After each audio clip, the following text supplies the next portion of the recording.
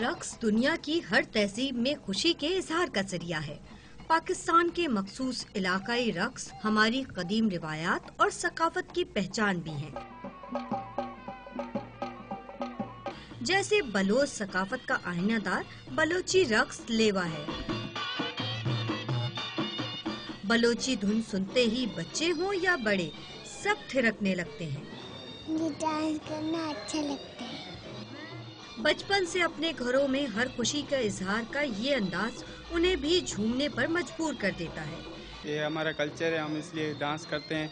हम डांस करते हैं, हमें बहुत खुशी होती है।